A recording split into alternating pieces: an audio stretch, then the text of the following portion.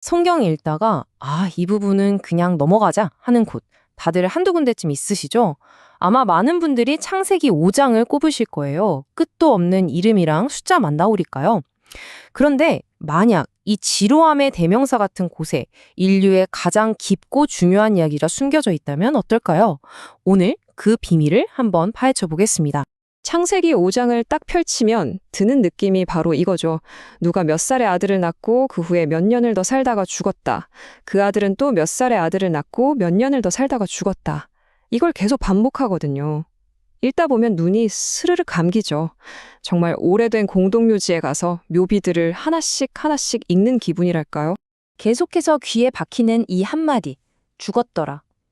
이게 그냥 지루하라고 써놓은 게 아니에요. 이건 완전히 의도된 장치입니다. 창세기 저자는 이 단조로운 리듬을 통해서 우리한테 뭔가를 아주 강렬하게 느끼게 하고 싶었던 거죠. 바로 죽음이라는 것에 피할 수 없는 무게감 같은 거. 아니, 그냥 족보라면 이렇게까지 집요하게 죽음을 강조할 필요가 있을까요? 그냥 쓱 넘겨버리기엔 뭔가 찜찜하단 말이죠. 맞습니다. 여기엔 비밀 코드가 숨겨져 있어요. 그리고 우린 지금부터 그 코드를 함께 풀어볼 겁니다. 자, 그럼 본격적으로 한번 파헤쳐 볼까요? 가장 확실한 단서부터 시작하죠. 바로 이 끝도 없이 이어지는 죽음의 패턴, 그 자체입니다. 이 챕터를 지배하는 단 하나의 단어가 있다면 바로 와야모트일 겁니다. 히브리어인데요. 그냥 죽었다가 아니에요. 그리고 그가 죽었다. 뉘앙스가 좀 다르죠. 마치 그가 몇 살을 살고 누굴 낳고 뭘 했든 간에 결국 마침표는 똑같다는 겁니다. 그리고 그가 죽었다.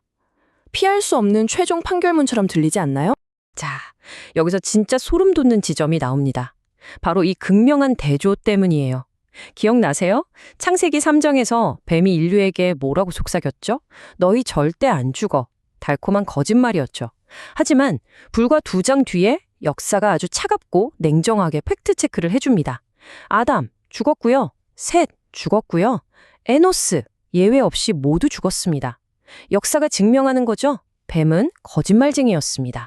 그런데 말이죠. 이 잿더미 같은 죽음의 기록 속에서 저자가 아주 작은 불씨 하나를 슬쩍 숨겨놨어요. 바로 이거예요.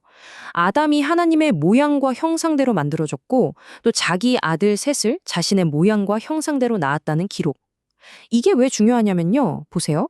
인간이 죄 때문에 죽게 된 건 맞지만 창조주와 연결될 수 있는 그 특별한 가치, 그 신적인 스파크가 완전히 꺼지진 않았다는 걸 보여주는 거예요. 희망의 끈, 생명의 계보가 어떻게든 이어지고 있다는 거죠. 아주 중요한 단서입니다. 자, 지금까지는 하나의 법칙이 이 족보 전체를 지배하는 것 같았죠? 그런데 갑자기 이 완벽한 시스템에 에러가 발생합니다. 일종의 글리치라고 할까요?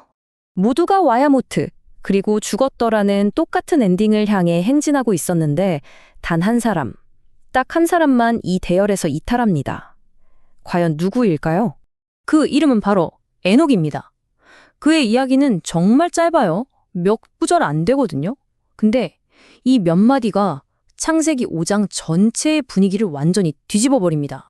성경은 에녹이 하나님과 동행했다고 말해요.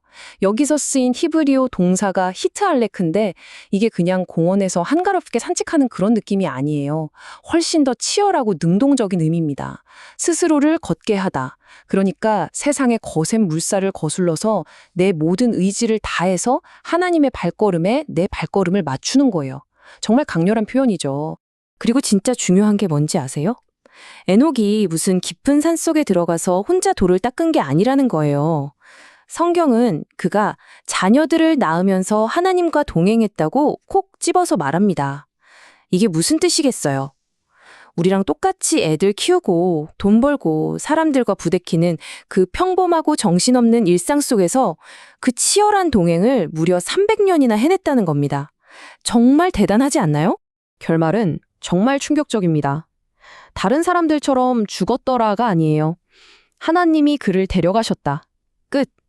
에녹은 인류 역사상 처음으로 죽음이라는 최종 보스를 그냥 건너뛴 사람이 된 겁니다. 죽음이 우리의 유일한 운명이 아닐 수도 있다는 걸 온 몸으로 보여준 최초의 희망의 증거가 된 거죠. 근데 에녹의 이야기가 끝이 아닙니다. 이 지루해 보이는 족보에는 더 많은 비밀이 숨어 있어요. 바로 다른 사람들의 이름 속에 말이죠. 자, 성경 최장수 기록 보유자 무두셀라. 그의 이름은 보통 창 던지는 사람 정도로 해석하는데요. 아주 흥미로운 또 다른 해석이 있어요. 바로 그가 죽으면 그것이 보내진다. 여기서 그것은 심판을 의미하는 거죠. 와, 이름 자체가 하나의 예언이고 경고였던 셈입니다. 그렇다면 왜 하필 그는 인류 역사상 가장 오래 969년이나 살았을까요? 이게 정말 놀라운 지점인데요. 그의 이름이 심판의 카운트다운이었다면 그의 긴긴 수명은 그 심판을 하루라도 더 늦추고 싶어 하시는 하나님의 기다림, 그분의 자비의 시간이었던 겁니다. 그리고 실제로 성경의 연대를 쭉 계산해 보면요. 정말 소름 돋게도 무두셀라가 죽던 바로 그 해에 대홍수가 터집니다. 다음은 노아의 아버지 라멕입니다. 그는 아들 이름을 노아라고 지어요. 안식, 쉼이라는 뜻이죠. 그러면서 예언 같은 말을 합니다. 이 아들이 저주받은 땅에서 힘들게 일하는 우리를 위로해 줄 거야. 여기서 위로라는 단어가 히브리어로 나함이거든요. 노아와 나함, 발음이 비슷하죠? 일종의 언어 유희를 통해 이 고통스러운 세상 속에서 구원자를 향한 깊은 갈망을 표현하고 있는 겁니다. 자, 이제 흩어져 있던 퍼즐 조각들을 다 모았습니다. 이걸로 창세기 5장의 전체 그림을 한번 완성해 보죠. 이 암울한 사망 기록부가 어떻게 생명의 이야기로 대반전을 이루게 될까요? 이 표를 보시면 한눈에 들어올 겁니다. 창세기 5장은 첫 번째 아담의 족보예요. 그 시작은 타락이었고 그 끝은 그리고 죽었더라는 절망이었죠. 이게 인류의 첫 번째 역사입니다. 하지만 성경은 여기서 이야기를 끝내지 않아요. 인류의 두 번째 역사를 시작할 새 아담, 바로 예수에 대해 이야기하죠. 그분의 이야기는 죽음을 이기고 부활하는 것으로 끝납니다.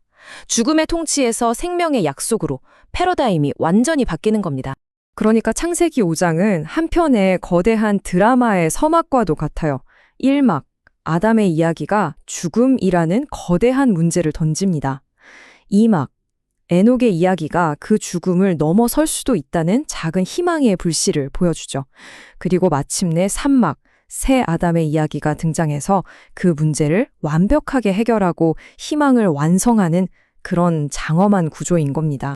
그렇습니다. 결국 창세기 5장은 그냥 지루한 사망자 명단이 아니었던 거예요.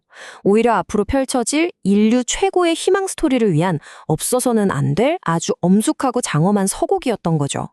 이 챕터가 왜 그렇게 끈질기게 죽음에 대해 이야기했는지 이제 아시겠죠?